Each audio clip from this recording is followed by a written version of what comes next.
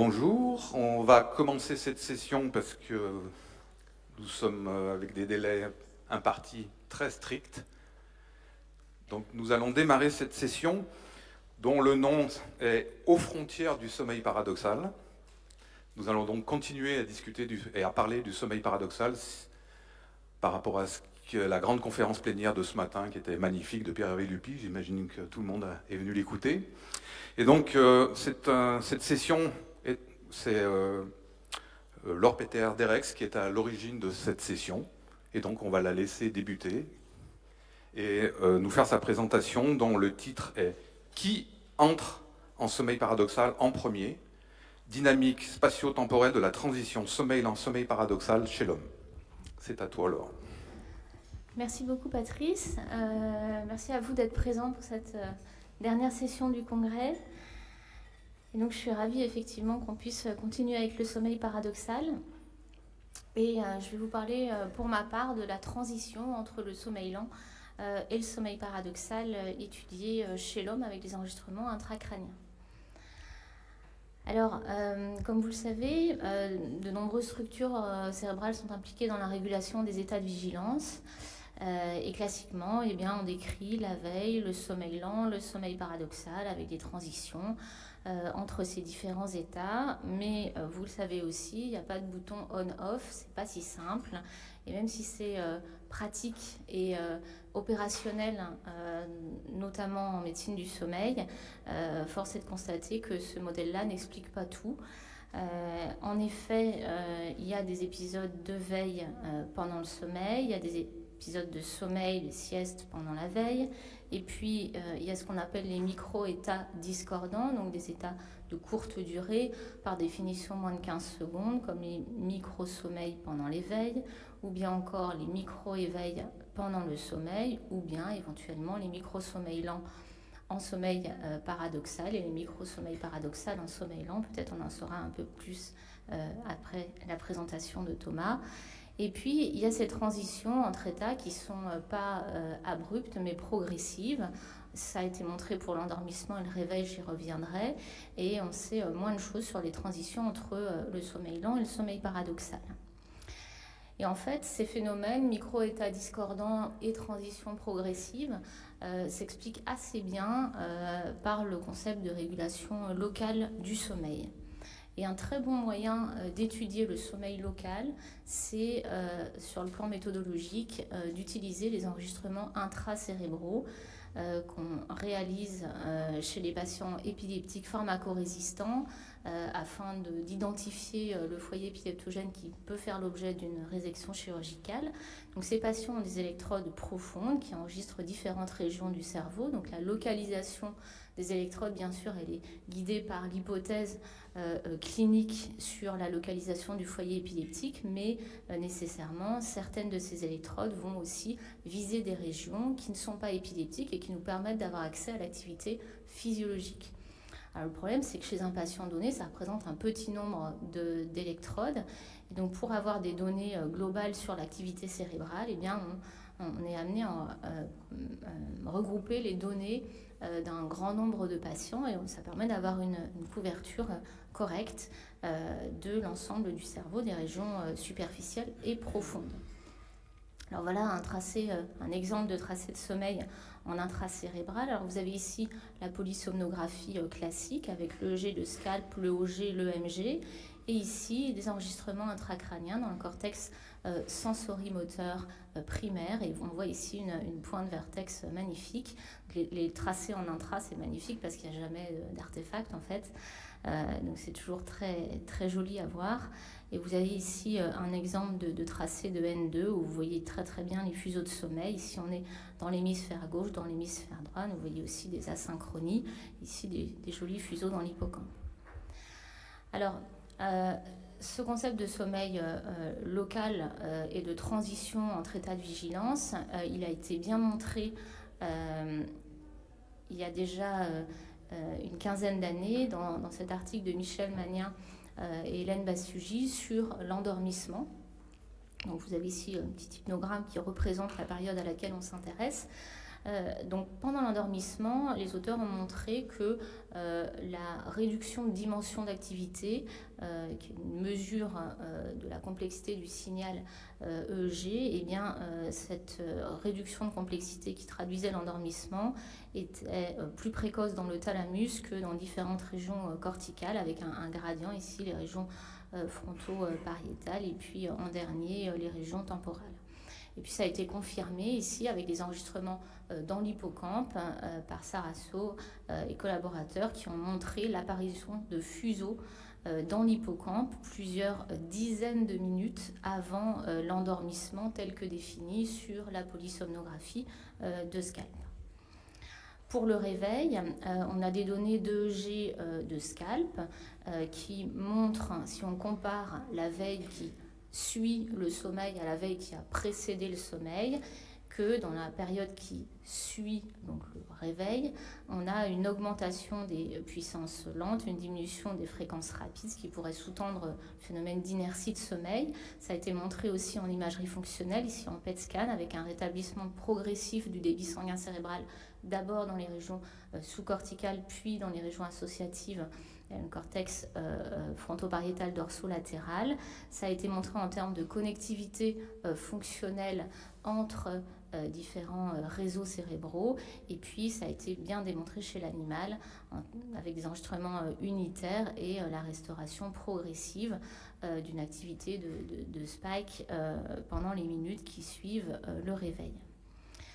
En ce qui concerne les micro-éveils, on ne les voit pas sur l'hypnogramme parce que par définition, ils font moins de 15 secondes. Mais là aussi, il a été montré des phénomènes locaux avec la possibilité de coexistence d'activation dans certaines régions et de rebond d'ondes lentes dans d'autres. Ce qu'on a montré ici, nous, dans le thalamus, avec des micro-éveils thalamiques qui pouvaient très bien n'avoir aucune traduction dans certaines régions corticales, avec ici sur ce temps fréquence, vous voyez la persistance de ces petits bursts qui sont les fuseaux de sommeil. Et puis, concernant les réveils un peu plus longs, dans l'hippocampe, on a montré avec Perrine Ruby que l'évolution temporelle de la composition du signal en ondes lentes était progressive, avec une diminution de cette puissance en ondes lentes au fur et à mesure de l'éveil, sans totalement d'ailleurs atteindre l'état de veille stable à la fin de ces courts éveils intranuits. Alors maintenant, pour revenir au cœur du sujet, on a parlé de veille et de sommeil. Qu'en est-il de la transition sommeil lent, sommeil paradoxal ? Alors il y a de nombreuses structures qui sont dessinées ici. Vous avez sans doute assisté à la conférence de Pierre-Hervé Lupi ce matin qui montre que c'est sans doute beaucoup plus compliqué que ça avec des structures notamment corticales, et c'est ce dont on va parler. Et globalement, il a déjà été montré que la dynamique de la composition spectrale du signal pendant un épisode de sommeil lent n'était pas homogène, et notamment qu'il y avait des choses qui se passaient dans cette période-là qui précède en fait le sommeil paradoxal en fin de sommeil lent. Et en particulier, il y a une diminution de la puissance delta et une augmentation de la puissance bêta, donc un état qui change avant l'entrée scorée en sommeil paradoxal. Ça a été montré aussi pour l'activité du système nerveux autonome, avec une augmentation de l'activité sympathique un peu avant l'entrée scorée, avec nos règles en sommeil paradoxal. Et puis c'est bien connu des neurophysiologistes, puisque ça nous aide bien, cette apparition progressive. Il a été décrit la séquence notamment d'abord d'une réduction du tonus musculaire, puis de l'apparition des ondes en dents de scie. Quand on les voit, on sait que le sommeil paradoxal arrive, et puis ensuite on voit les premiers mouvements oculaires rapides. Et puis cette année, il y a un article qui est paru dans PNAS et qui a montré qu'on pouvait avoir des discordances énormes entre différentes régions. Et en l'occurrence, les auteurs ont exploré l'hippocampe. Alors ils ont scoré, donc c'est des enregistrements intracrâniens, ils ont scoré manuellement le tracé dans l'hippocampe et dans le jet de scalp. Et ils ont observé des dissociations d'état avec des moments où l'hippocampe notamment pouvait être en sommeil paradoxal, alors que le cortex était en sommeil lent et sur des durées importantes, qui pouvait atteindre 30 minutes, avec souvent d'ailleurs le sommeil paradoxal l'hippocampe qui passait dans le stade suivant avant les structures corticales. Et donc nous, on s'est demandé finalement, est-ce qu'on pouvait observer un pattern anatomique reproductible avec des régions qui seraient plus précocement en sommeil paradoxal?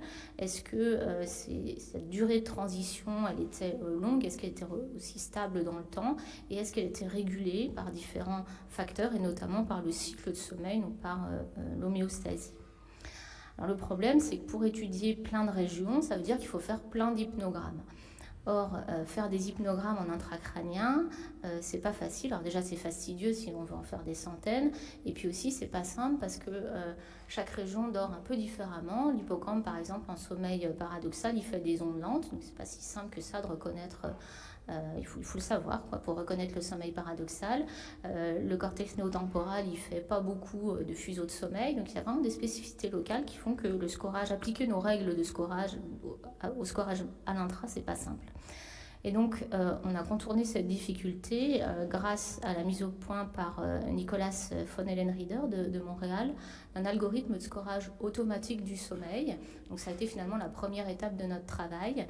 Et cet algorithme permet d'obtenir plein de petits hypnogrammes locaux, multilocaux, et d'en dériver aussi un hypnogramme global qu'on peut comparer du coup à un scorage manuel et qui avait des performances tout à fait bonnes. Et donc, une fois qu'on a eu cet algorithme, on est reparti sur notre projet de transition sommeil lent, sommeil paradoxal, et on a étudié les enregistrements combinés intra-polysomnaux de 29 patients épileptiques pharmacorésistants. Donc on a scoré le sommeil, on a scoré les transitions sommeil lent, sommeil paradoxal selon les règles de scorage de l'ASM. On a scoré aussi les graphoéléments du sommeil paradoxal, donc la première bouffée d'onde en Nancy, le début de l'atonie musculaire et la première bouffée de mouvement oculaire rapide.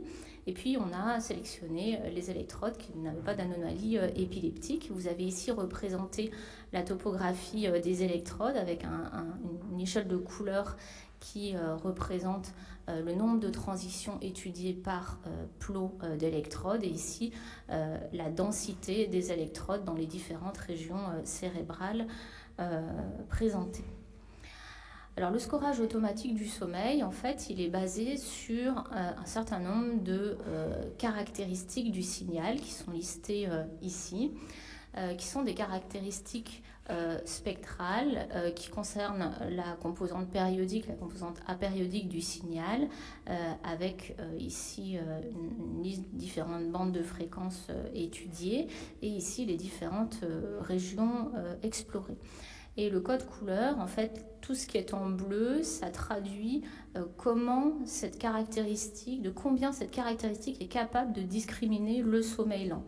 Et en rouge, ça traduit le fait que cette caractéristique du signal est bien capable de discriminer le sommeil paradoxal. Donc certaines de ces caractéristiques sont redondantes et finalement, il ne reste pas tant que ça qui sont vraiment utiles dans une région donnée pour différencier le sommeil lent du sommeil paradoxal.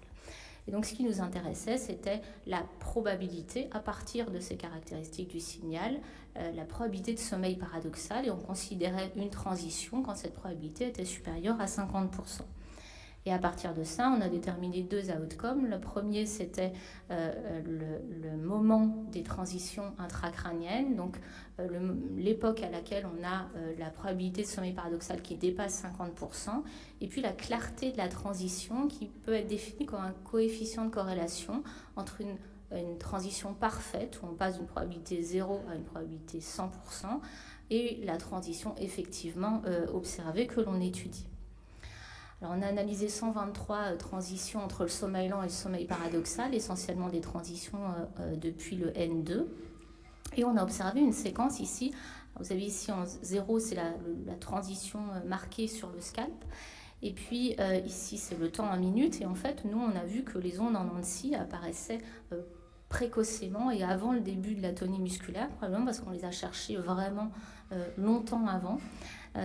Et on a en dernier le burst de mouvement oculaire rapide, probablement aussi parce que c'est un biais des règles de scorage en cours à l'époque. Et puis vous avez ici la distribution de toutes les transitions locales intracrâniennes et la distribution de toutes les transitions intracrâniennes globales dérivées du scorage multilocal. Alors on voit que ça correspond pas mal en fait avec la transition de SCAP, un délai de 8 secondes en moyenne, mais avec quand même une déviation standard assez importante. Voici un exemple de transition entre le sommeil lent et le sommeil paradoxal. On a ici le sommeil lent, le sommeil paradoxal, un exemple de tracé dans le cortex occipital et dans le cortex frontal inférieur. Et on voit ici la dynamique de la valeur de la caractéristique du signal utilisé pour détecter le sommeil paradoxal. Et ça nous permet de déterminer à quel moment cette structure passe en sommeil paradoxal. Donc on voit ici pour le cortex occipital quasiment 6 minutes avant la transition marquée en scalp, et pour le sommeil lent plus de 2 minutes après. En termes de clarté des transitions, ce qu'on a observé, c'est que la clarté était la plus élevée, donc les transitions étaient les plus franches dans le cortex singulaire postérieur, dans la région hippocampique, et plus basse dans le cortex temporal, le néocortex temporal.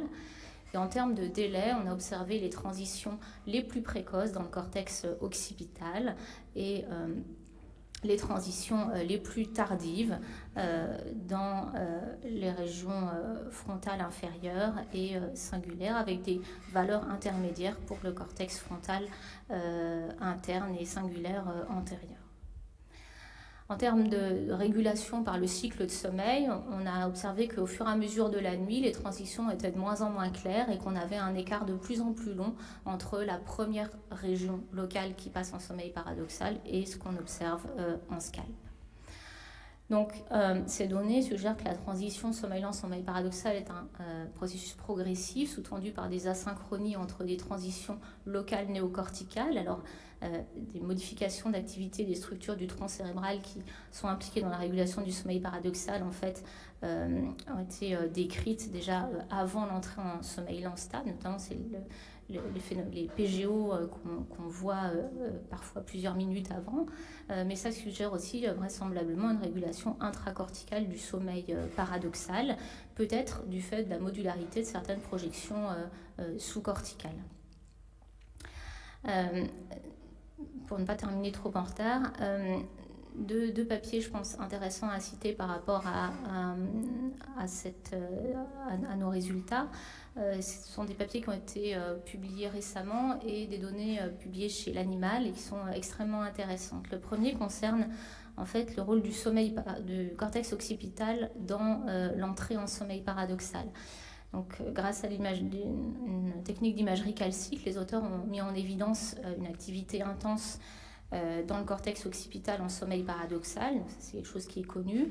Ce qui est intéressant, c'est qu'ils ont retrouvé cette activité occipitale pendant ces PGO ou ces P-wave, donc équivalent murin des PGO, et notamment pendant cette période de pré-REM juste avant le sommeil paradoxal. Et en bloquant l'activité du cortex occipital par optogénétique, ils ont réussi à différer, voire à réduire la probabilité d'entrée en sommeil paradoxal, donc éventuellement un rôle causal du cortex dans le sommeil paradoxal. Et deuxième article qui va un peu dans ce sens, mais qui a étudié une autre région, le cortex préfrontal médian, et qui a montré là, en stimulant certaines régions du cortex préfrontal médian chez l'animal, là aussi, il était possible, au contraire, d'induire des transitions en sommeil paradoxal qui devenaient plus fréquentes avec des groupes de neurones, particulièrement ceux qui projettent sur l'hypothalamus, qui sont spécifiquement actifs à l'entrée en sommeil paradoxal et pendant le sommeil paradoxal, notamment le sommeil paradoxal phasique. Donc ça, c'est intéressant parce que d'un point de vue phénoménologique, les travaux qui sont intéressés au phénomène de rêve en sommeil lent ont montré des caractéristiques du signal telles qu'une réduction des ondes lentes et une augmentation des fréquences rapides, donc un peu ce qu'on peut voir en sommeil paradoxal, mais en sommeil lent. Donc pourrait suggérer que certaines caractéristiques du sommeil paradoxal pourraient expliquer une partie de l'activité onérique en sommeil lent. Donc pour conclure, ces micro-états discordants ou ces transitions progressives, en fait, c'est des phénomènes qui sont, je pense, extrêmement utiles pour comprendre un certain nombre de phénomènes, pas forcément pathologiques, mais aussi de symptômes liés à des pathologies du sommeil.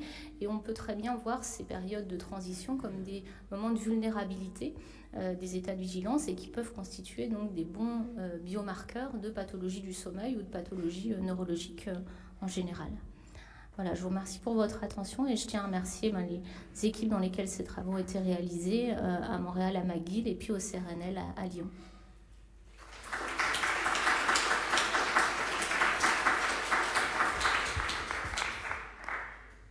Merci beaucoup Laure pour cette très belle présentation avec des résultats très intéressants et novateurs. Est-ce qu'il y a des questions dans la salle? Oui, voilà. Le micro va arriver. Bonjour, merci beaucoup. C'est superbe vos travaux.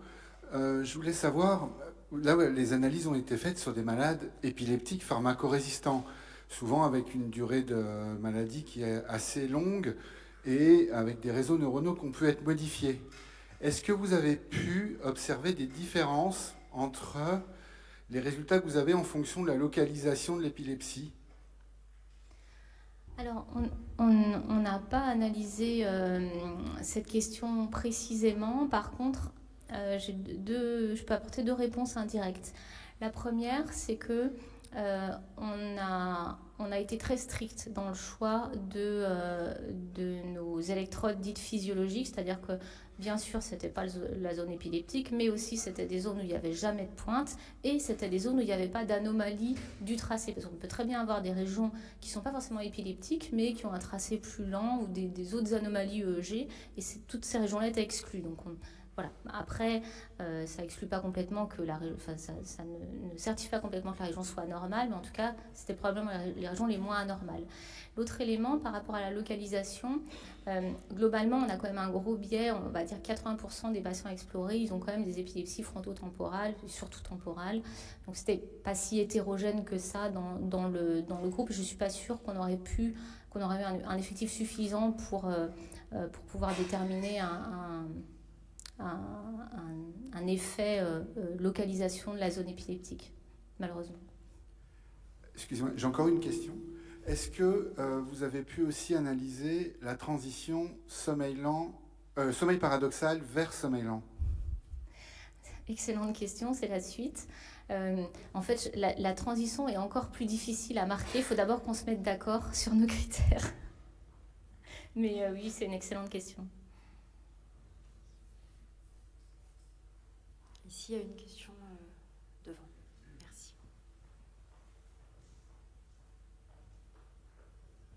Merci. Merci pour cette présentation. Enfin, moi, je suis assez fascinée par ces nouveautés parce que je pense que ce sont des choses qui... moi, je suis une clinicienne et quelque part, ça répond à mon impression clinique. Est-ce que vous pensez que ce sont des choses qui peuvent expliquer les intrusions de cauchemars en sommeil profond dans les troubles stress post-traumatiques, par exemple? Est-ce que ça pourrait être une des explications de ces cauchemars qu'on explique mal, en fait, tout compte fait?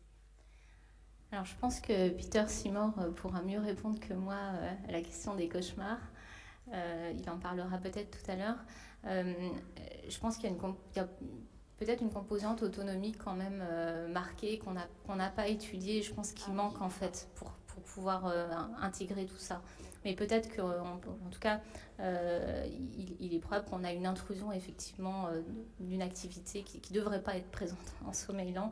Est-ce qu'elle est triguée par un phénomène dysautonomie qui va après générer une imagerie, ou est-ce que c'est top-down? Ça, je n'ai pas d'éléments pour répondre malheureusement.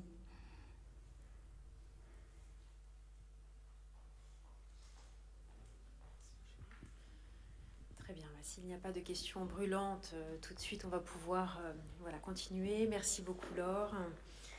Et j'appelle donc Peter Seymour, qui est professeur associé à l'Université de Budapest et qui va nous parler donc plus de la dimension des cauchemars, Donc, son titre, c'est Du cauchemar au rêve lucide, antagonisme ou complicité entre sommeil paradoxal, sommeil lent, éveil. À toi, Peter. Merci beaucoup. Peut-être je pourrais donner la présentation en français, mais je pense que ça durera peut-être 50 minutes, donc je préfère changer en anglais and present this talk in a shorter time period. Thank you very much for the possibility.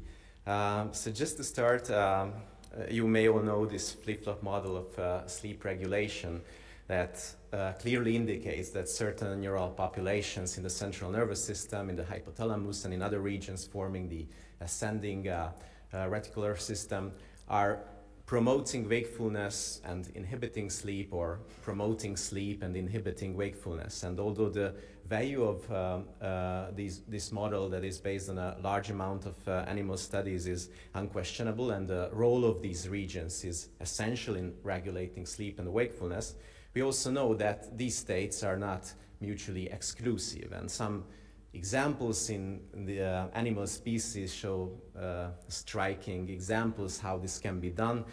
We all know that some species like the dolphin, bottlenose dolphin, can alternate and produce unihemispheric slow waves while the other hemisphere is producing wake-like activity.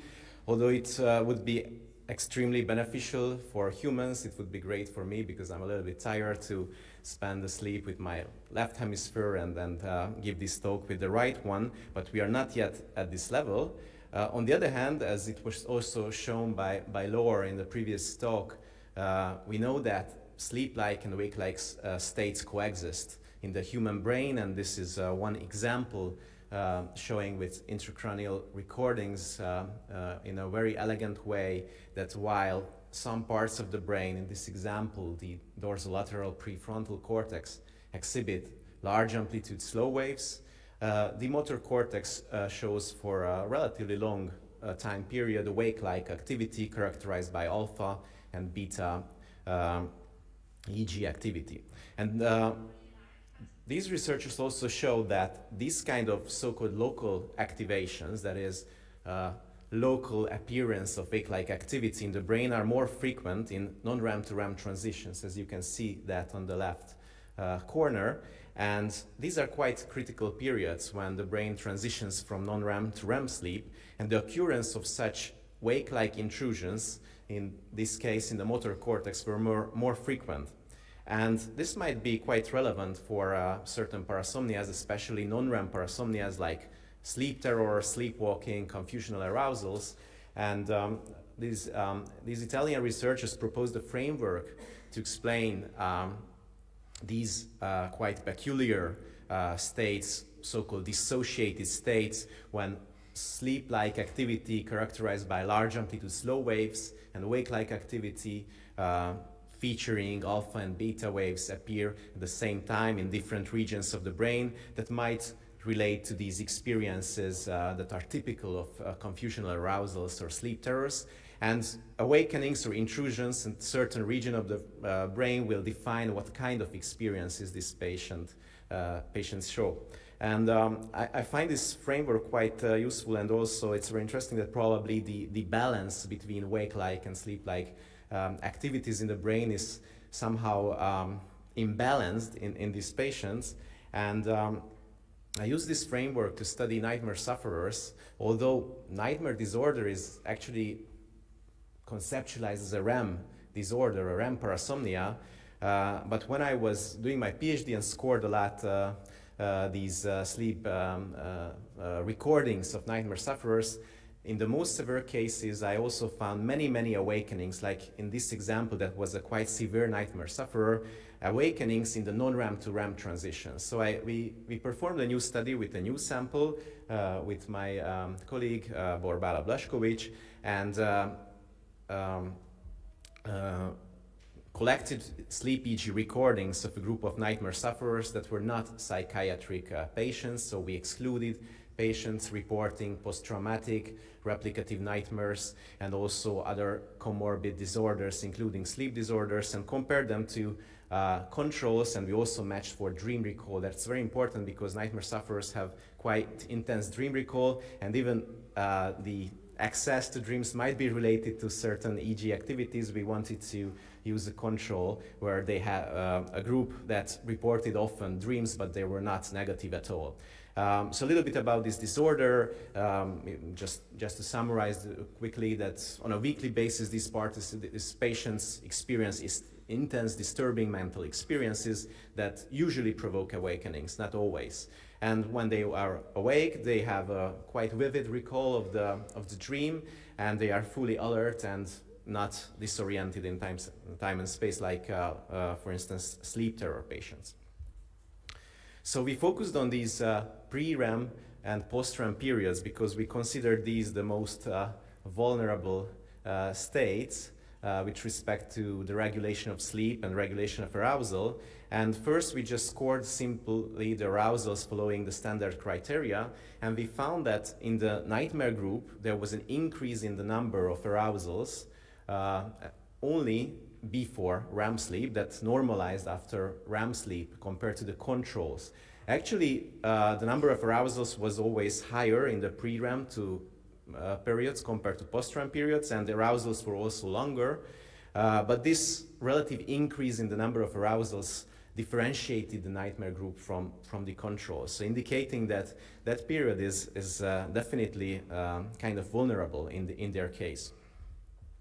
We also characterized spectral power, comparing the 10-minute long periods before REM sleep and the 10-minute long periods after REM sleep. So everything was in non-REM sleep, in the borders, because that's the title of the symposium, of REM sleep, with REM sleep.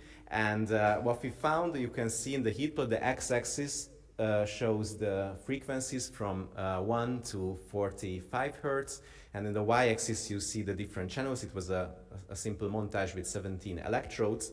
And what you can see that the hot colors indicate an increase in the nightmare group compared to control. So what you can see is an increase in high-frequency activity and a decrease in low-frequency activity when participants entered or reached REM sleep. And we did not capture such differences after REM sleep, as if non-REM sleep normalized and became similar to controls in their case compared to the pre-REM periods. You can see the bandwise power just to help to understand what you can see in the beamwise representation. So just summing up, a relative decrease in low frequency and an increase in high frequency activity.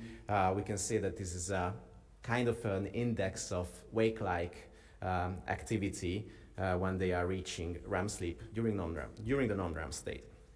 So as I said, we excluded participants reporting recurrent nightmares related to a previous traumatic experience, but we measured PTSD-like symptoms with a PCL5 checklist and questionnaire, and surprisingly, many of our nightmare sufferers scored relatively high in that, so they showed intrusive memories, they showed PTSD-like symptoms, even if they were not clinically significant or severe. Actually, even the controls showed quite high values that may indicate something about mental state in Hungary, but what we wanted to do really is to compare these two subgroups of nightmare sufferers that showed PTSD-like symptoms, especially because those scores in the PCL5 checklist indicating PTSD-like pathology were related to a more severe and negative profile, so relatively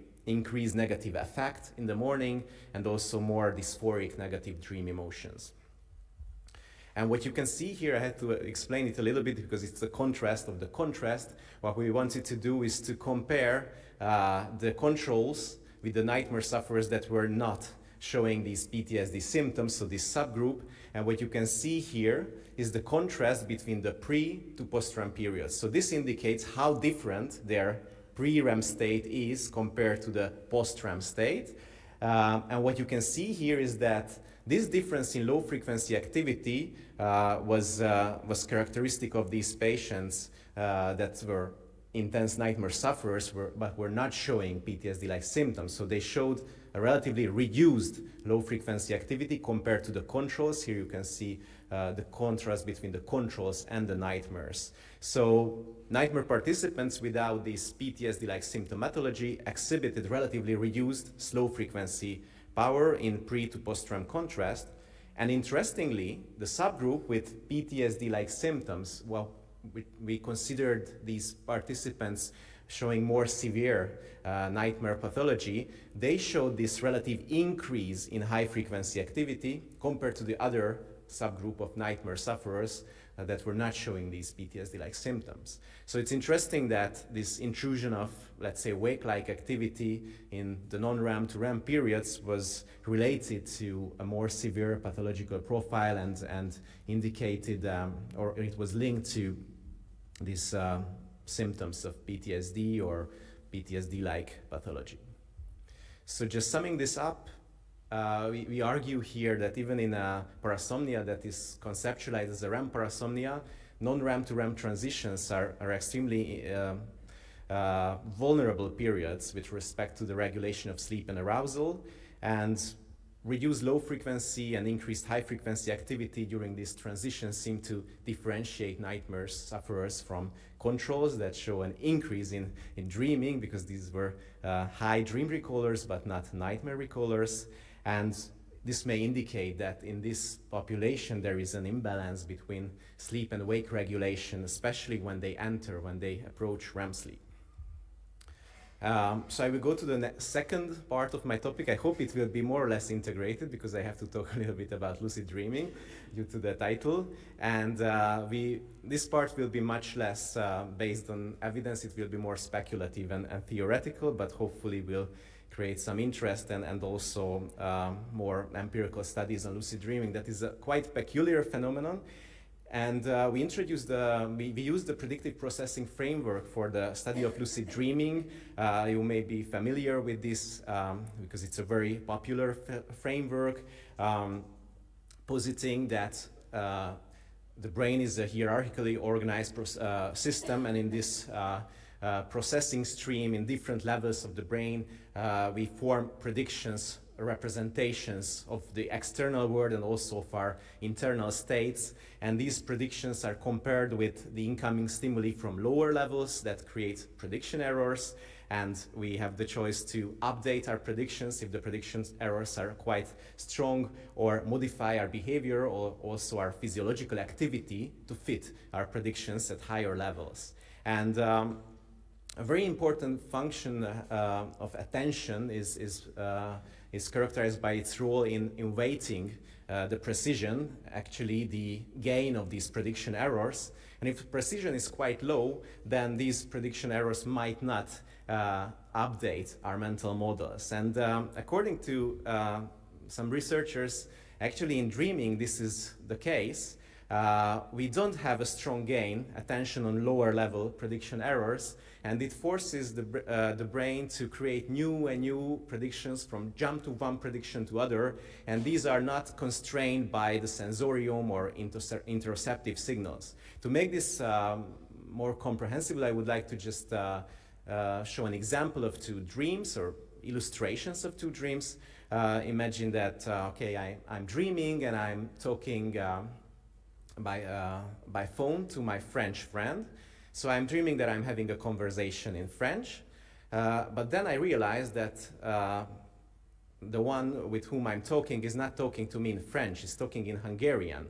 So at the lower level, at the, let's say, the auditory processing level, the auditory content of the dream informs me of a mismatch. I'm expecting French and I'm hearing Hungarian. So if I focus more on this level and increase the gain, the precision of the auditory content, then it will create a stronger prediction error. And I will need to, in a way, update my model. And in my dream, in my next step, when I walk, I will now realize that, oh, I'm not talking to my French friend, this is my Hungarian sister. So I update my model about the partner with whom I'm talking, and then I realize that I'm having a conversation with someone else. So this is an example how prediction errors may shape new predictions.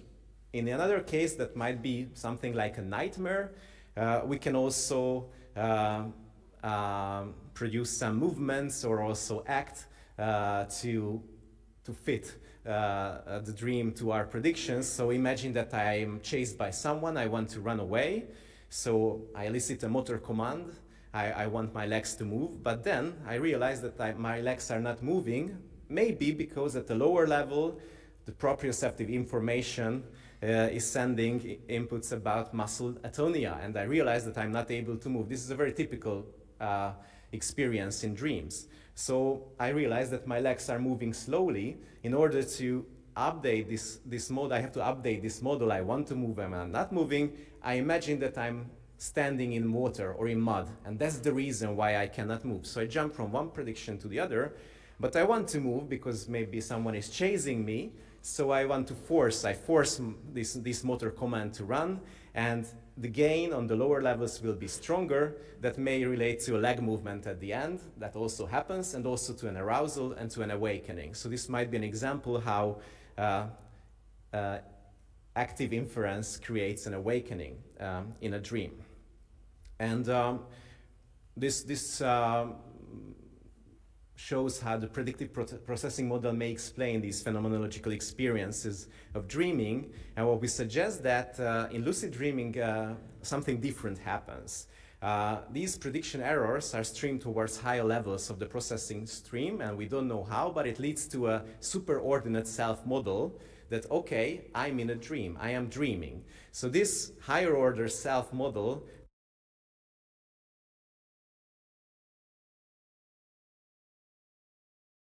will break this constant flow, this constant urge to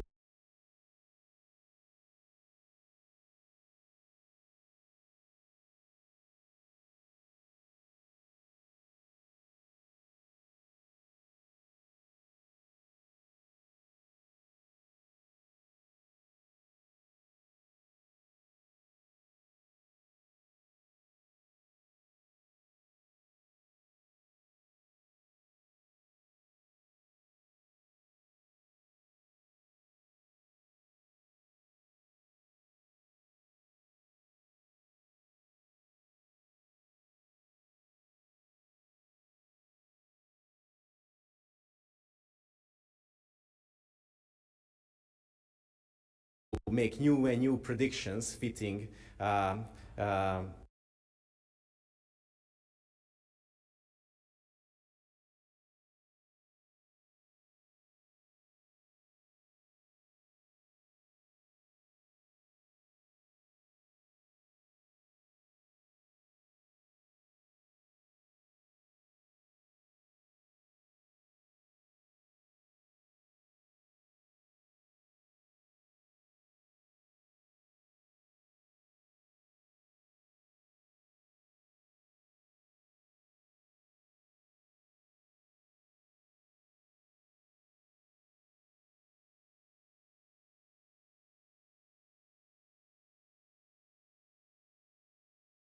are prediction errors, and anything can happen because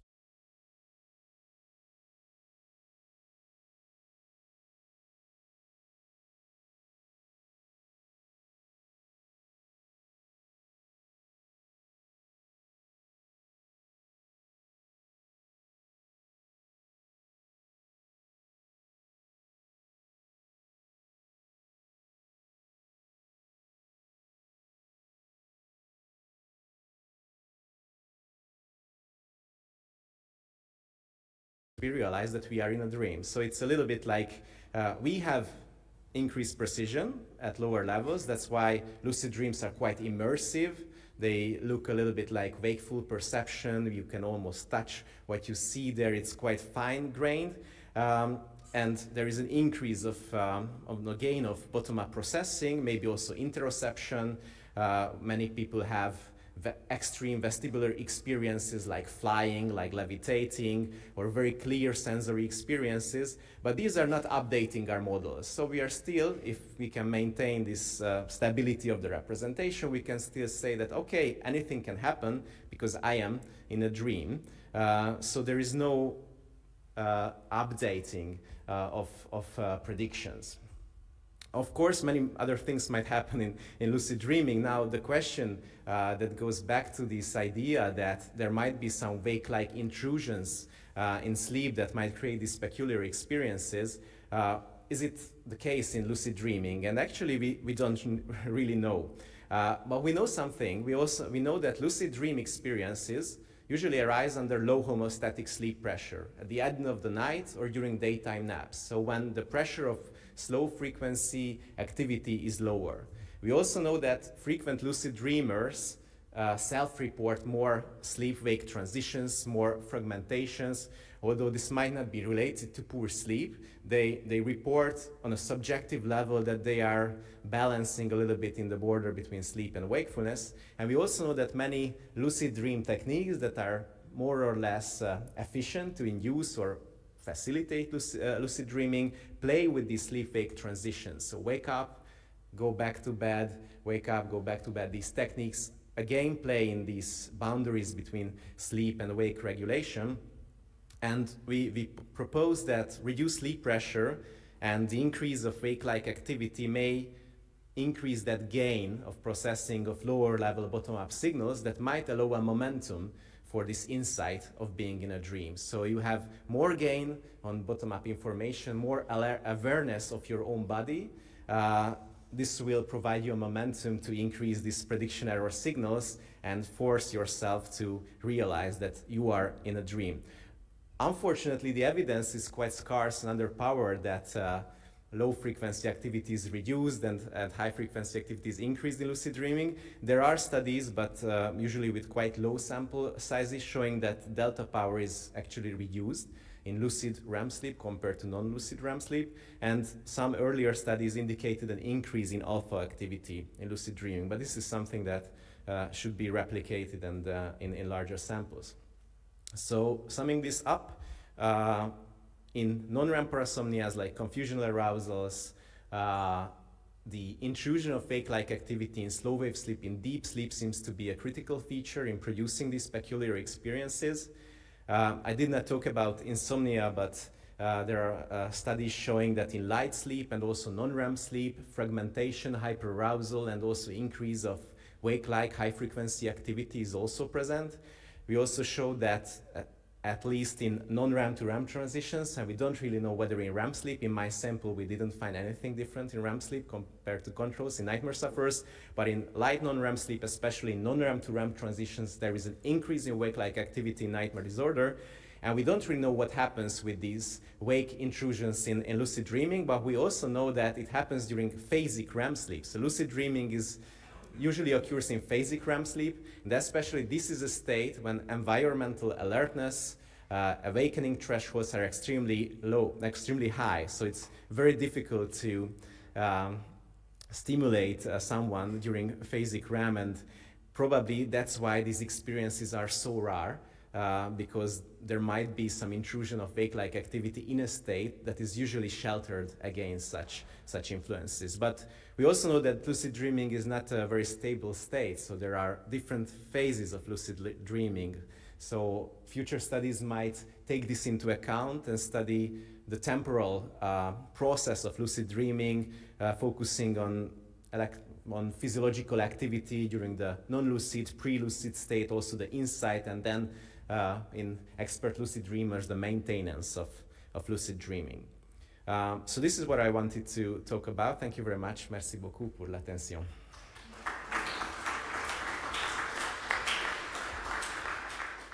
Merci beaucoup, Peter, pour cette présentation très intéressante. La discussion est ouverte s'il y a des questions dans la salle.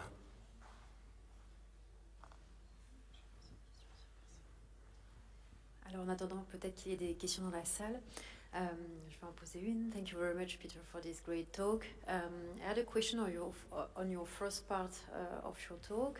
Do you have any clue on when appeared the nightmare in your population?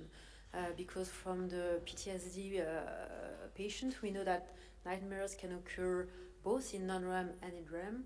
So would it be possible that in your population, nightmare actually occur in non-REM and not in REM sleep? Yeah, in this study we did not wake them up, but we had very few nightmares, and actually those occurred evenly in REM and non-REM sleep, but in non-REM sleep it was always light non-REM, so in these transitions between non-REM and REM and in late night sleep. And this is in line with other studies showing that in PTSD patients, nightmares also occur during non-REM sleep, so it's not really a REM parasomnia. it's a dream disorder that can happen during non-REM sleep too.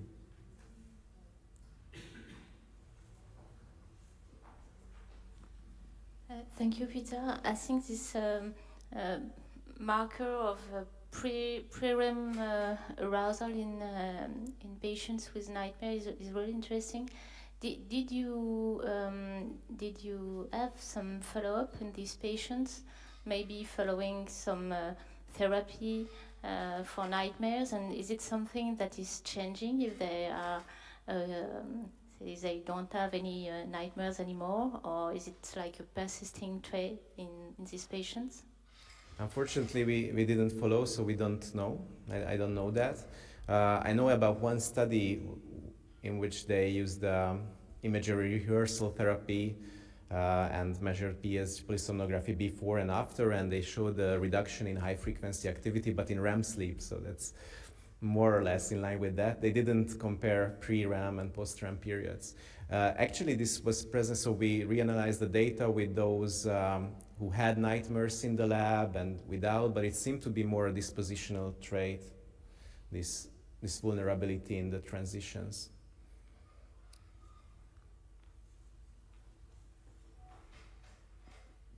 D'autres questions, s'il vous plaît? Hi, Peter. Hi. How you doing? Great talk. I have just a question regarding to the predictive processing framework. Would this be a way also to understand why people experiencing sleep apnea, for example, REM-related sleep apnea, report having the feeling of dreaming that they are drowning, for example? Yes, absolutely. I would say that. And it's also interesting in lucid dreaming that when participants are instructed to do some techniques like moving quick, flying to a tree, their physiological responses also follow that. So probably when you have an increased activity and if you are struggling to breathe, the gain on that level, because it's very relevant, will be stronger. So I think that this will reach higher order levels and shape the dream scenario. So I think that that may explain that, yes. Une autre question rapide? Non, ben sinon c'est bon. Merci beaucoup, Peter. Et nous allons passer donc à la présentation suivante. J'accueille avec plaisir donc Maxime Grenot, qui nous vient du CRNL, l'équipe SLEEP à Lyon, et qui va nous parler des altérations du contrôle de l'activité musculaire pendant le sommeil paradoxal chez la souris narcoleptique, un peu d'expérimentation animale dans cette session. Merci. Merci. Tout d'abord, bonjour à tous, merci pour votre présence. Donc, je vais vous présenter les travaux que j'ai réalisés au cours de ma thèse sous la direction de Christelle Perron, et donc qui portent sur l'altération de l'atonie musculaire pendant le sommeil paradoxal chez la souris narcoleptique. Donc tout d'abord, un rapide focus sur l'activité musculaire et son évolution au cours des états de vigilance. Donc au cours de l'éveil, la diversité des comportements qu'on peut avoir et la variation de l'activité de nos muscles squelettiques va se traduire sur l'EMG par de nombreuses variations en amplitude, en fréquence, comme vous pouvez le voir, si je vous montre c'est mieux, voilà, ici. Ensuite, pendant le sommeil lent, on va avoir un relâchement global du corps qui va se traduire par un EMG qui va devenir plat, avec toutefois un tonus musculaire persistant pendant cet état. Et pendant le sommeil paradoxal, on va avoir une diminution de la puissance de l'EMG par rapport au sommeil lent, qui en fait reflète l'inhibition active des muscles squelettiques pendant le sommeil paradoxal, pour pouvoir contrecarrer l'activation corticale qui est présente pendant cet état. Et donc ici, je vous ai représenté très schématiquement le réseau de l'atonie musculaire du sommeil paradoxal. Donc dans la région du pont dorsal précisément, vous avez des neurones glutamatergiques du noyau sublatérodorsal, le fameux SLD, qui sont des neurones qui sont préférentiellement actifs pendant le sommeil paradoxal et qui sont excitateurs et qui vont projeter vers des prémotoneurones de type inhibiteur. Et pendant le sommeil paradoxal, ce message excitateur va pouvoir permettre d'activer ces neurones inhibiteurs et donc d'inhiber ces motoneurones spinaux et donc d'engendrer cette atonie musculaire pendant le sommeil paradoxal. Mais qu'est-ce qui se passe si ce réseau est perturbé? Dans le cadre d'une perturbation de ce réseau, on va avoir une perte de l'atonie musculaire pendant le sommeil paradoxal avec l'expression de mouvements corporels, de vocalisations qui sont souvent associés dans la clinique à des comportements violents. Et donc on regroupe cette symptomatologie sous l'appellation de troubles de comportement en sommeil paradoxal ou RBD. Et les symptômes de RBD, on les retrouve dans 2 pathologies du sommeil, donc dans le RBD dit isolé et également dans la narcolepsie de type 1. Et ce qui est intéressant, c'est quand on s'intéresse un peu à la symptomatologie des symptômes de RBD dans ces 2 pathologies du sommeil, c'est qu'on va avoir des différences assez manifestes rapportées dans les études cliniques, avec pour le IRBD des symptômes qui vont être préférentiellement rapportés chez les hommes au middle age, enfin à l'âge moyen, alors que dans la narcolepsie type 1, ces symptômes sont rapportés à la fois chez les femmes et chez les hommes et dès le jeune âge. Et également, ce qui est très intéressant, c'est au niveau de la sévérité des symptômes. On a des symptômes qui sont vraiment très violents dans le cadre du RBD isolé, du RBD. En revanche, dans la narcolepsie type 1, les symptômes de RBD sont plutôt décrits comme des mouvements plus lents, moins complexes et moins violents. Si on reprend notre réseau de l'atonie musculaire pendant le sommeil paradoxal et qu'on s'intéresse à l'étiologie du IRBD, il y a plusieurs études maintenant qui ont rapporté une mort neuronale dans la région des neurones dans la région du SLD, qui en fait est due à une accumulation de dépôts d'alpha-synucléine qui est aberrante, et donc qui engendre par des processus moléculaires la mort des neurones. Et donc, ces neurones étant disparus, on a une perte du message excitateur du SLD vers les prémotoneurones inhibiteurs pendant le sommeil paradoxal et donc une absence d'atonie musculaire générée au niveau des muscles squelettiques et l'expression donc de ces symptômes de RBD. Maintenant, quand on regarde dans la narcolepsie de type 1, aucune lésion n'a été rapportée au niveau du SLD et des neurones de cette région-là. En revanche, on sait tous ici que la narcolepsie de type 1 est due à la perte spécifique des neurones à orexine situés dans l'hypothalamus latéral. Et donc l'idée, c'est de s'intéresser à l'origine, quelle est l'origine de l'expression de ces symptômes de RBD dans la narcolepsie. Donc notre première travail s'est centré sur 2 hypothèses. Notre première hypothèse était que la déficience en neuropeptides orexinergiques est suffisante pour causer l'altération du contrôle moteur et donc de la mise en place de l'atonie musculaire pendant le sommeil paradoxal. Donc pour répondre à cette question, on a réalisé des analyses du signal EMG chez un modèle de souris de narcolepsie de type 1, donc qui est un modèle appelé orexin KO ici. Et ensuite, notre deuxième hypothèse était que l'expression des symptômes RBD dans ce modèle de souris narcoleptique allait être plus modérée, moins sévère que dans un modèle de souris de IRBD. Donc pour cela, on a comparé en fait l'activité musculaire des souris narcoleptiques et des souris IRBD pendant le sommeil paradoxal. Je vous fais un point rapidement sur le matériel et méthode. Donc on a utilisé 3 groupes de souris différents, des souris wild type, un modèle de souris donc, de narcolepsie de type 1, donc, qui est la souris orexin KO. Donc c'est un modèle de souris génétiquement déficiente pour le neuropeptide orexinergique. Et notre troisième groupe, qui est donc notre modèle de souris IRBD, c'est en fait des souris orexin KO chez lesquelles on a invalidé la transmission glutamatergique de ce fameux SLD et donc engendré l'expression de symptômes de RBD. Et pour cela, on a réalisé une injection d'un SHRNA dirigé spécifiquement contre VGLUT2 dans le SLD pour pouvoir altérer cette transmission. Nos souris, elles ont été implantées avec des EEG et des EMG pour pouvoir scorer les états de vigilance. On s'est aidé également d'un enregistrement en vidéo en continu et on a pu aussi analyser le signal musculaire donc pendant chacun des états de vigilance et notamment pendant le sommeil paradoxal. L'analyse de l'EMG, elle a consisté en 2 parties. Donc on a séparé la partie phasique de l'EMG de la partie tonique de l'EMG. Donc pour faire cela, ce qu'on a réalisé, c'est le calcul. Pour chaque épisode de sommeil paradoxal, on a calculé un seuil qui était basé sur le 95e percentile de la puissance de l'EMG pendant l'épisode de sommeil lent qui précède. Avec ce seuil-là, on a regardé ensuite le signal EMG pendant le sommeil paradoxal et tous les événements musculaires qui excédaient ce seuil, qui dépassaient ce seuil, étaient donc catégorisés comme de l'activité phasique sur l'EMG et donc des mouvements. Ensuite, pour étudier la partie tonique, on a retiré ces événements phasiques du signal EMG et donc on a pu analyser le tonus musculaire pendant le sommeil paradoxal grâce à cette technique.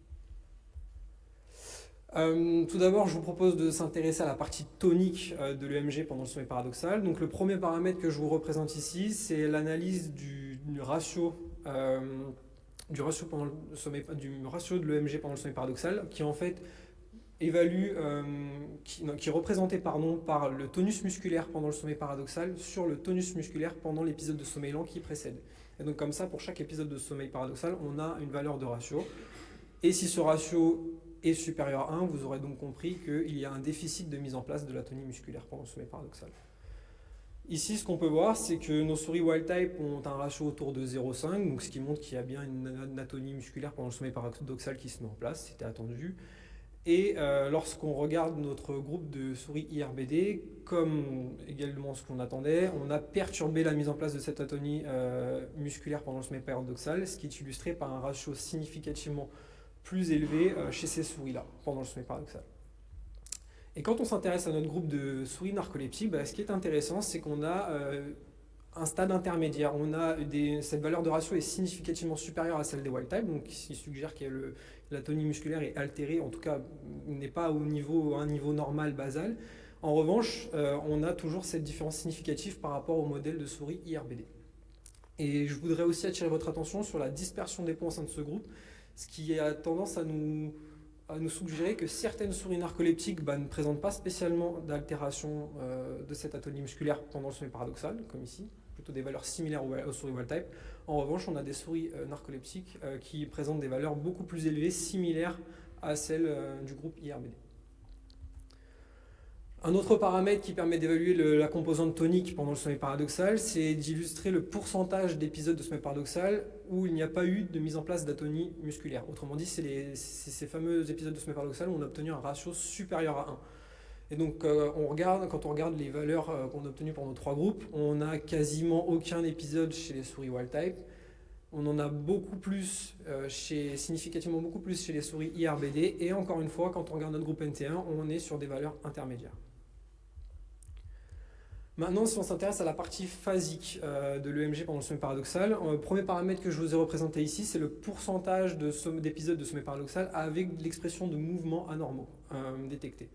Et donc, quand on regarde notre groupe de souris IRBD, on a plus de 50%, donc c'est les valeurs médianes ici, plus de 50% d'épisodes de sommeil paradoxal avec l'expression de mouvements anormaux. Et quand on regarde notre groupe NT1, encore une fois, je vais me répéter, mais cette valeur elle est significativement plus élevée que les souris wild-type. Et par contre, toutefois, nettement inférieure à celle des souris IRBD que nous avons enregistrées. Une autre façon aussi d'analyser cette partie phasique du muscle est d'étudier le nombre de mouvements par minute de sommeil paradoxal. Donc c'est une normalisation de l'étude des mouvements pendant le sommeil paradoxal. Et donc ce qu'on voit chez nos souris wild-type, c'est une valeur très, très faible, donc comme ce qui suggère qu'il n'y a pas de mouvement pendant le sommeil paradoxal chez ces souris. Et de manière attendue, chez notre groupe de souris IRBD, on a bien un grand nombre de mouvements exprimés par minute de sommeil paradoxal. Et encore une fois, ce qui est intéressant, c'est que notre groupe de souris NT1 montre significativement une valeur plus élevée que le groupe wild-type, donc ce qui suggère qu'il y aurait quand même une altération et des mouvements, l'expression de beaucoup plus de mouvements que chez les souris wild-type. En revanche, quand on regarde cette valeur par rapport au groupe de IRBD, elle est nettement inférieure, près de 3 fois moins que ce groupe-là. Une autre façon aussi d'analyser cela, c'est de regarder le pourcentage de sommeil paradoxal qui a été dominé par de l'activité phasique, donc par des mouvements si vous voulez. Et lorsqu'on regarde cette valeur pour les souris wild-type, la valeur médiane est de 0. En revanche, chez les souris IRBD, on voit qu'on a bien un pourcentage important de sommeil paradoxal qui est dominé par l'expression de mouvements phasiques. Et chez les souris narcoleptiques, encore une fois, vous avez des valeurs intermédiaires par rapport à ces deux groupes. Un dernier paramètre que je voulais vous représenter aussi aujourd'hui, en fait, c'est basé sur les observations vidéo qu'on a réalisées donc, tout au long du scorage. Et on s'est rendu compte que chez les souris IRBD, on avait des épisodes de sommeil paradoxal qui étaient dominés par les mouvements sur quasiment la totalité de la durée de cet épisode. Donc on a voulu objectiver cette observation chez tous nos groupes de souris testés. Et donc on a regardé donc, le nombre d'épisodes de sommeil paradoxal où on avait l'expression de mouvement pendant plus de 75% de la durée de cet épisode.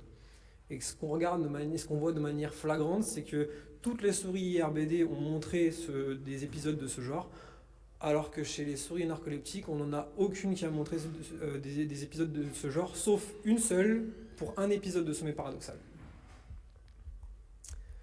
Donc pour vous résumer un petit peu les résultats que je vous ai présentés jusqu'à maintenant, nos résultats ils montrent que l'absence d'orexine elle est suffisante pour causer une altération du contrôle moteur et de la mise en place de l'atonie musculaire pendant le sommeil paradoxal. Cependant, quand on compare ces paramètres à notre modèle de souris IRBD, on voit qu'il y a un nombre inférieur d'épisodes de sommeil paradoxal sans atonie, on a moins de mouvements exprimés, une moins grande densité chez les souris narcoleptiques, et on a également des mouvements moins complexes, comme l'illustre le dernier paramètre que je vous ai présenté. Et cette variabilité, et on a également, j'ai attiré votre attention aussi sur la variabilité qu'on pouvait observer entre les points des souris narcoleptiques. Et c'est quelque chose qu'on retrouve également, donc pour vous résumer, on a trouvé 50% à peu près des souris narcoleptiques qui avaient une altération du tonus musculaire et 50% qui n'en avaient visiblement pas. On a également une variabilité dans l'expression des mouvements, dans leur densité, dans leur nombre. Et ça, c'est en accord plutôt avec la littérature clinique qui rapporte des symptômes de RBD dans les patients narcoleptiques entre 7 et 63%, donc vous voyez que c'est très très variable. Avant de conclure cette présentation, je voulais aussi attirer votre attention sur un papier assez récent qui a montré, grâce à des techniques de traçage rétrograde, que une petite sous-population de neurones synergiques projette directement au niveau des neurones glutamatergiques du SLD, que de manière extrêmement intéressante, quand on regarde l'activité de ces neurones, de cette sous-population de neurones orexinergiques, ces neurones sont plus actifs pendant le sommeil paradoxal que le reste des neurones orexinergiques qui projettent ailleurs. Et enfin, cette même équipe, quand elle a réalisé une inhibition chémogénétique de cette sous-population de neurones orexinergiques qui projettent vers le SLD, elle a entraîné une altération de l'atonie musculaire. Donc vous voyez que ces résultats font un peu écho à ce que je viens de vous présenter juste avant. Et donc, en se basant sur tous les éléments que je vous ai exprimés aujourd'hui, je vous propose un schéma récapitulatif qui méritera d'être amélioré, bien évidemment. Mais dans le cas d'une déficience en neuropeptides orexinergiques, comme on le retrouve dans la narcolepsie de type 1, on a une perte d'input excitateur en direction du SLD pendant le sommeil paradoxal. Cette perte d'input excitateur va provoquer une diminution de la puissance du message de sortie du SLD pendant le sommeil paradoxal, ce message pour générer l'atonie. Et comme il s'agit d'une diminution de la puissance de ce message générateur de l'atonie, mais pas d'une perte, comme on peut le voir dans le IRBD, ça va entraîner non pas une disparition de l'atonie musculaire pendant le sommeil paradoxal, mais une perte d'efficacité pour inhiber les motoneurones spinaux pendant le sommeil paradoxal. Et donc ça pourrait expliquer pourquoi on retrouve une grande variabilité dans l'expression des symptômes de RBD chez les patients narcoleptiques, où les symptômes de RBD ne sont pas exprimés dans tous les épisodes de sommeil paradoxal et ni chez tous les patients. Et ça pourrait également aussi expliquer pourquoi les symptômes sont plutôt de sévérité modérée par rapport aux symptômes de RBD qu'on retrouve dans le RBD isolé. Je voulais remercier l'équipe SLEEP pour tout le soutien qu'elle m'a apporté pour fournir ce travail, en particulier Christelle Perron et Sébastien Artaud, Manon Villalba, Alexis Roman et Paul-Anthony Bourrel. Merci à vous.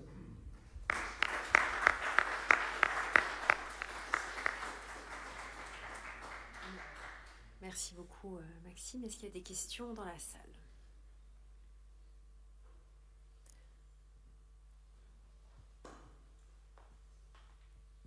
Merci beaucoup Maxime pour ta présentation. Est-ce que tu as cherché à regarder, à corréler les anomalies du contrôle moteur en sommeil paradoxal des souris narcoleptiques avec d'autres symptômes liés au sommeil qu'ont ces souris narcoleptiques en termes de somnolence ou d'autres anomalies du sommeil paradoxal ou nombre de SOREM ou je sais pas? Ouais, on n'a pas regardé pour les SOREM, de fait parce que pour analyser les SOREM, on a besoin pour analyser le muscle, comme je vous l'ai présenté, on a besoin d'épisodes de sommeil lent pour effectuer une ligne basale pour pouvoir différencier la partie phasique du muscle et de la partie tonique. Et l'inconvénient avec les SOREM, pour les analyser d'un point de vue musculaire, c'est qu'on n'a pas de sommeil lent qui précède, donc on peut pas quantifier efficacement l'activité musculaire pendant ce symptôme-là. Et après, les autres symptômes qu'on peut retrouver pendant le sommeil paradoxal chez la souris sont assez difficiles à observer. Donc on s'y est pas intéressé plus que ça.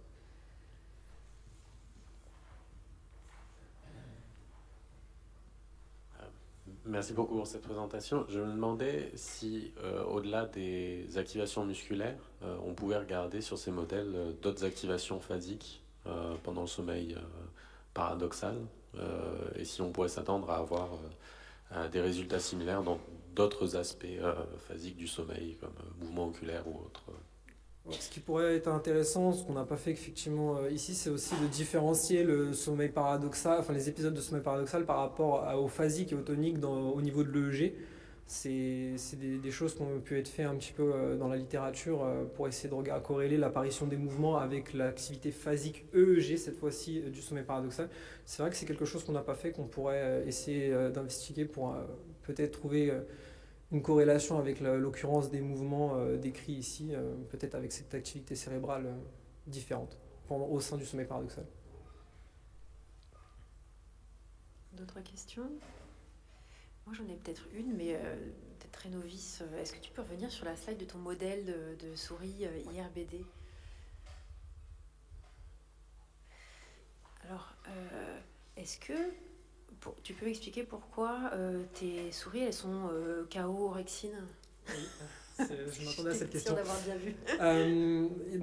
On a utilisé un modèle de souris orexine KO pour créer le modèle IRBD parce qu'on partait du postulat que dans le cas d'une origine différente des symptômes, en réalisant notre injection, on allait altérer, si l'origine des symptômes de RBD était différente, on allait pouvoir créer une altération et voir la différence par rapport à notre second groupe, notre groupe narcoleptique. Tandis que si l'origine des symptômes de RBD était similaire entre le deuxième groupe et le troisième groupe, le fait d'injecter notre virus on s'attendait à ne pas observer de différence entre ces groupes. Oh, ok, mais la plus-value par rapport à utiliser des souris simplement wild type. Donc, la plus-value, l'argument principal que j'ai, peut-être pas forcément classique, mais ça permet de limiter l'utilisation de souris. Et surtout que ce modèle de lésion a déjà été effectué sur des backgrounds wild type, notamment chez le rat par Valencia Garcia en 2017, et donc on a montré déjà des résultats sur un background wild type, donc on n'avait pas de raison d'utiliser des souris supplémentaires mais c'est vrai que c'est une remarque qu'on nous fait souvent. C'est vrai que du coup la comparaison entre le modèle narcoleptique et le modèle IRBD, on n'a pas un modèle IRBD vraiment pur du coup, donc c'est vrai que on pourrait effectivement penser qu'il y a peut-être un chevauchement de la lésion et de l'altération du background orexinergique KO aussi effectivement. Merci. Est-ce qu'il y a d'autres questions? Non. Merci beaucoup pour cette excellente présentation. C'est moi qui prends. Donc maintenant, j'ai le plaisir d'accueillir Thomas Andrion, qui est chercheur à l'Institut du cerveau et de la moelle épinière à la Pitié-Salpêtrière à Paris. Et qui va vous parler, je vais vous introduire son titre quand même, Introduction de sommeil paradoxal chez les patients narcoleptiques, on y reste à la recherche des micro-SP. Merci tout d'abord au comité scientifique du Congrès du sommeil pour ce beau symposium, pour finir en beauté ce congrès. Merci à Laure d'avoir pensé à ce symposium et de m'avoir proposé de parler de cette notion de sommeil local paradoxal.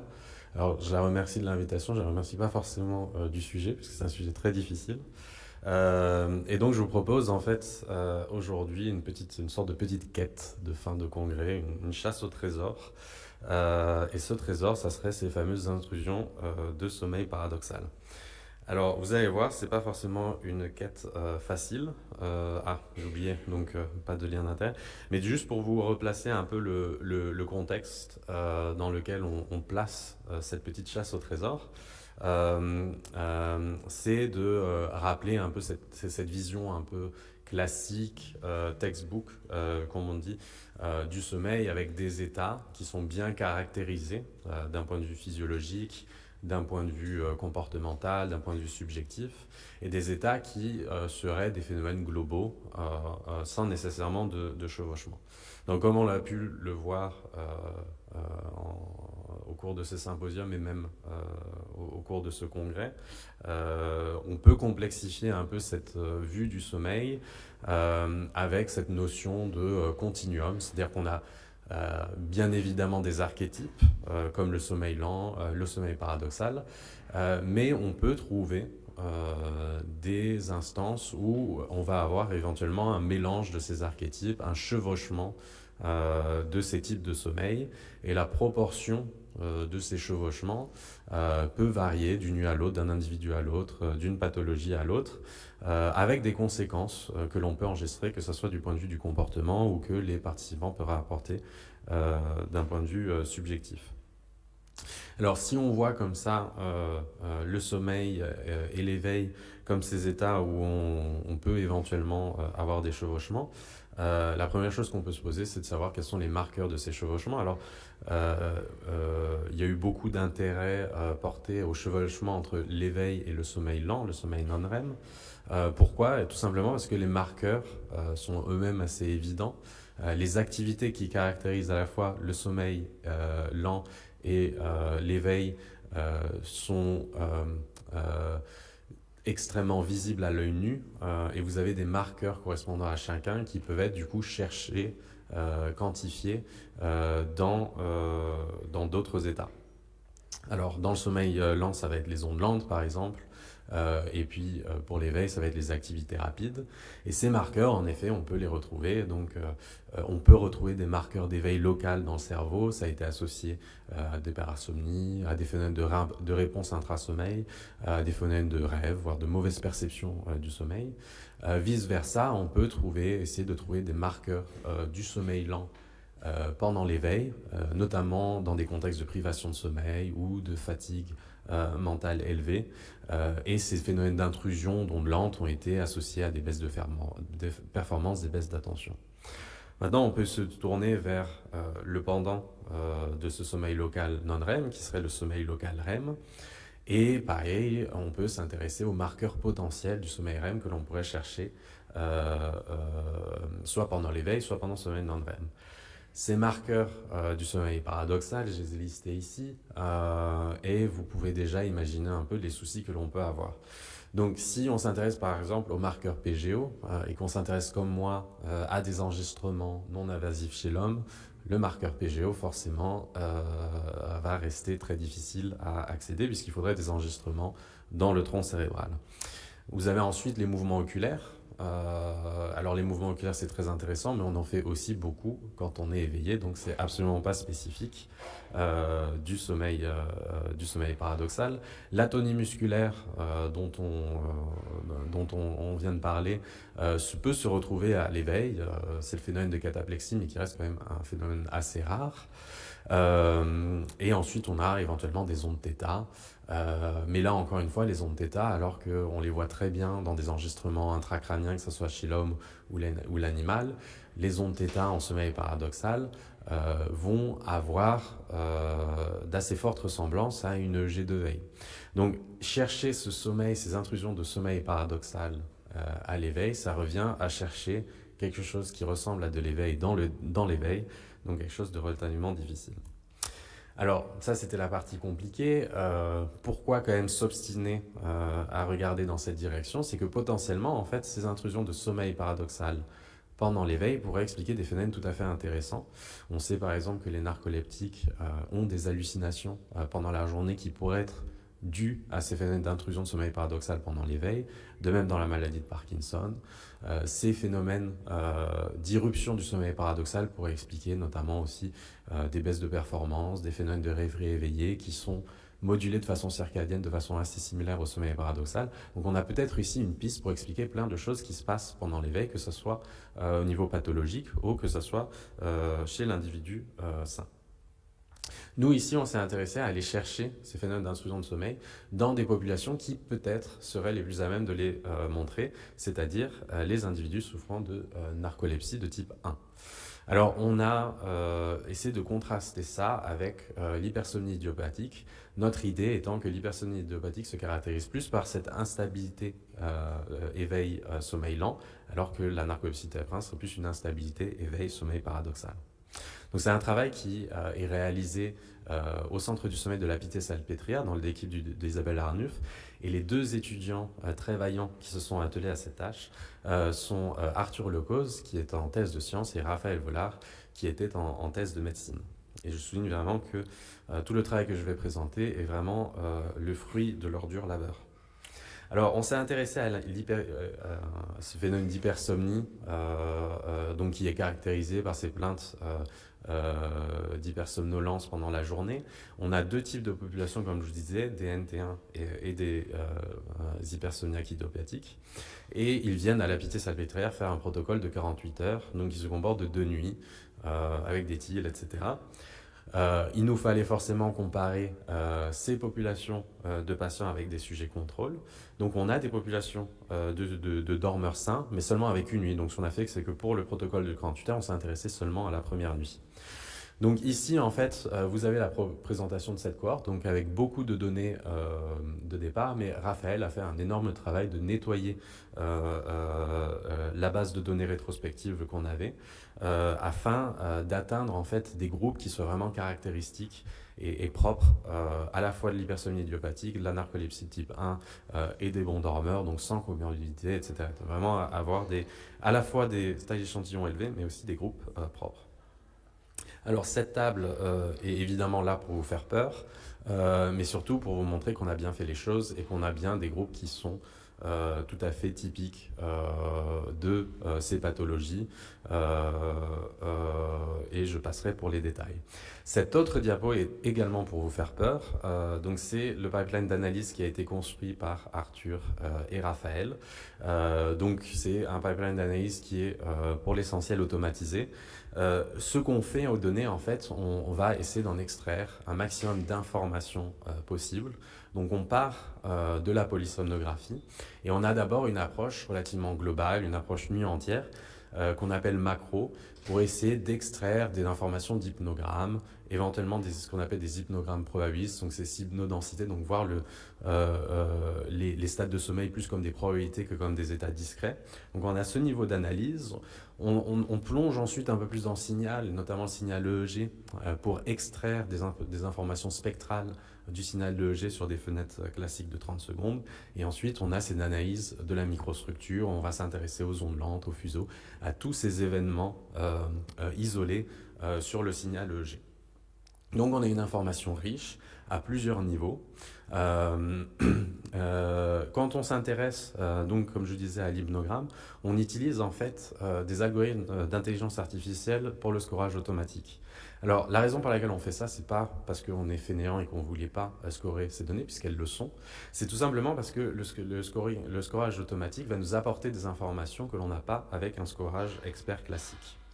Alors ce qu'on fait, c'est qu'on fait passer nos données à travers un réseau de neurones, et ce réseau de neurones, en sortie, il nous donne non pas un stade de sommeil, mais 5 probabilités. C'est-à-dire 5 probabilités d'être dans un de ces stades de sommeil. Et ensuite, la résultante de ce calcul de probabilité est l'hypnogramme scoré de façon automatique, c'est-à-dire que pour chaque époque, l'algorithme va prendre l'état le plus probable et attribuer cet état pour l'époque en question. Mais à la base, ce sont des algorithmes qui fonctionnent de façon probabiliste. Et donc qui permettent de créer ce qu'on appelle des hypnodensités, c'est-à-dire voir l'hypnogramme, encore une fois, non pas comme une série d'états discrets, mais comme des variations de probabilité entre états. Et on peut comparer ça donc à l'hypnogramme qui a été établi par un scoreur humain. Alors ça, c'est un papier de l'équipe d'Emmanuel Mignot qui a fait précisément ce travail. Ici, vous avez un exemple entre un sujet narcoleptique et un sujet non narcoleptique. Vous pouvez retracer un peu à l'œil nu l'hypnogramme. Donc ça commence avec du blanc de l'éveil, du bleu du non-REM. Vous avez des épisodes de REM en noir. Vous pouvez déjà voir que dans le cas du sujet narcoleptique, on a en fait beaucoup plus souvent des instances où les probabilités vont être assez partagées entre les différents états, comme si l'algorithme, d'une certaine manière, hésitait. Alors, nous, on s'est intéressé à ces hésitations, voire ces erreurs du scoring automatique, parce que ces scoring automatiques font des erreurs par rapport à un scoring humain. Et ce qui est intéressant, c'est de savoir là où ils font ces erreurs.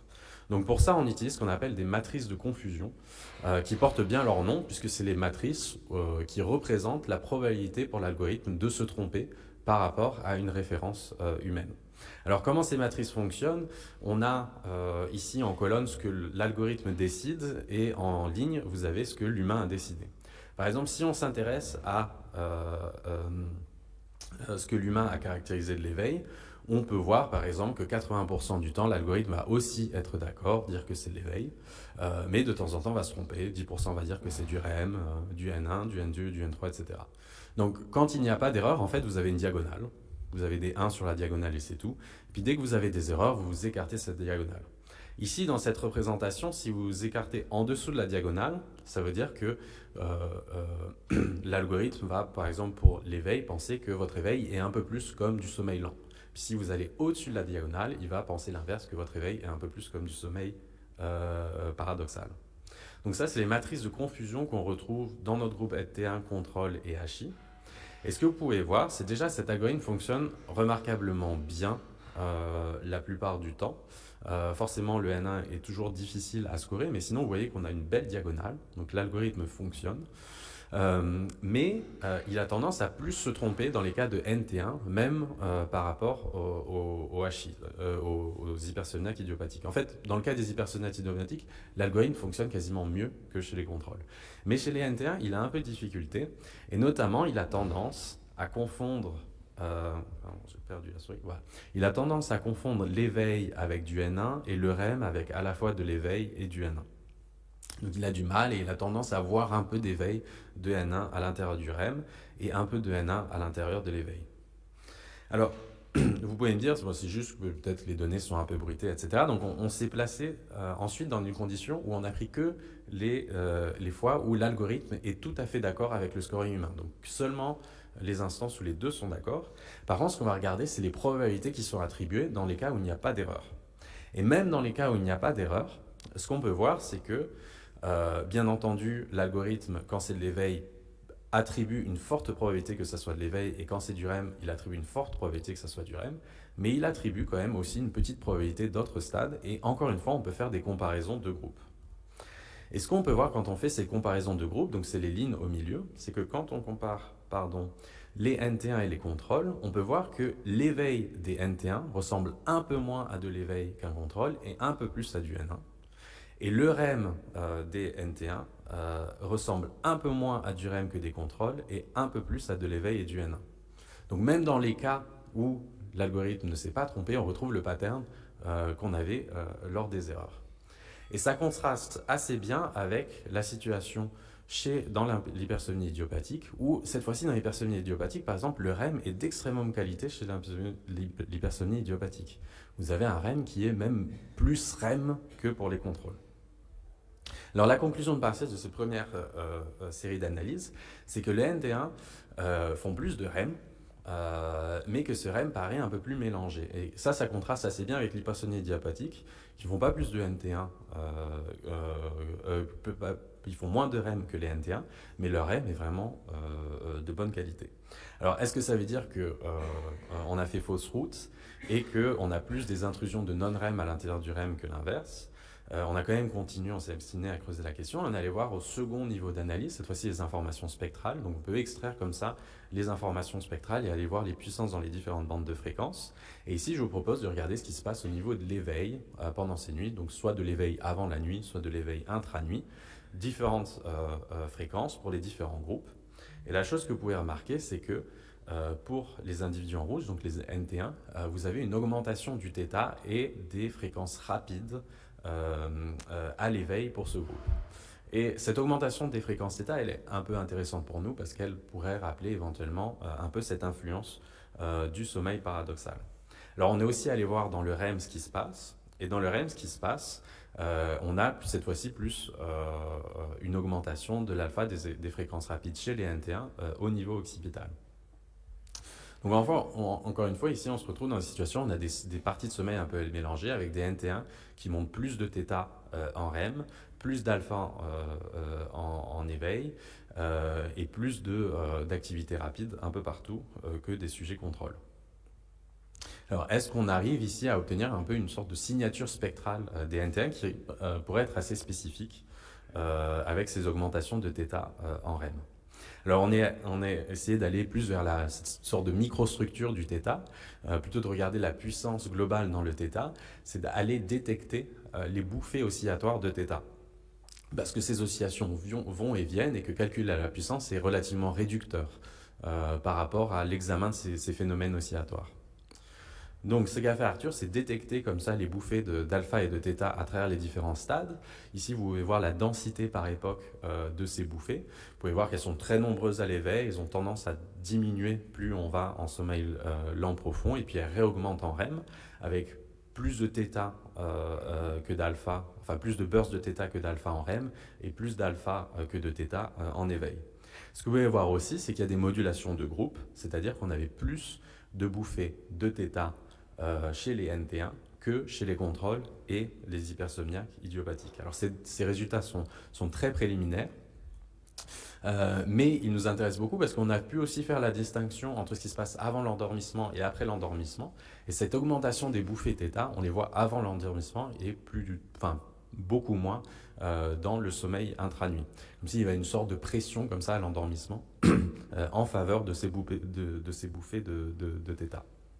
Alors ici, ce sont des PSG, on a peu d'onset de sommeil en REM, mais on a aussi l'éthyle et ça serait très intéressant de regarder à ce niveau-là si ces bouffées de θ sont prédictives de ces entrées en direct en sommeil REM. Donc voilà, on se pose la question de savoir si les bouffées θ à l'éveil pourraient être un marqueur de la narcolepsie et puis un marqueur de ce sommeil REM local. Encore une fois, c'est des données très préliminaires. Et le θ est associé au REM, mais aussi au sommeil lent, donc il faut encore qu'on travaille un peu sur cette spécificité. Quelque chose qui nous intéresse beaucoup, c'est de tester aussi le lien entre ces marqueurs et le comportement. Alors ce sont des données qui, malheureusement, on a pris du retard dans l'acquisition des données, donc pour l'instant, je ne peux pas vous parler de résultats. J'espère qu'Arthur sera présent l'an prochain à la CFRMS pour vous présenter ces résultats. Mais le protocole qui vient de démarrer est un protocole où on fait passer à des patients NT1, hypersomnie idiopathique et contrôle, des tests d'attention soutenue qui s'appellent la SART. On les fait passer 2 fois dans la journée, une fois le matin, une fois l'après-midi. Ce sont des tests d'attention très soutenus où les sujets se fatiguent relativement rapidement et nous, on leur pose des questions sur ce qui se passe dans leur tête, notamment s'ils ont des phénomènes de vagabondage de l'esprit, des phénomènes d'hallucination, etc. Ce qui nous permettra éventuellement d'associer l'activité et ces marqueurs à la fois du sommeil REM et non-REM avec leur performance, mais aussi leur expérience subjective.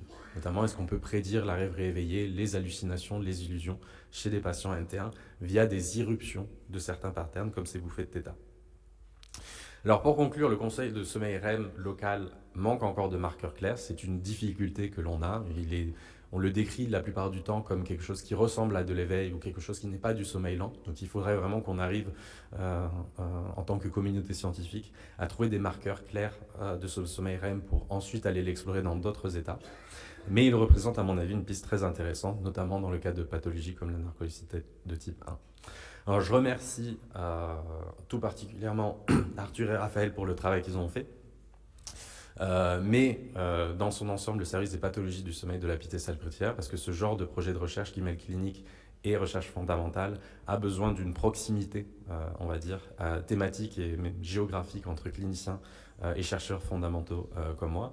Mais surtout, je vous remercie à vous d'être ici, vous qui êtes les finishers du Congrès du sommeil. Voilà, j'espère qu'on aura un peu de temps pour des questions. Merci beaucoup Thomas pour cette excellente présentation qui clôt parfaitement ce symposium et aussi ce congrès. Mais je pense qu'on a quand même le temps pour une question ou deux. Ça a déjà sonné 2-3 fois, mais on peut essayer. Question dans la salle ?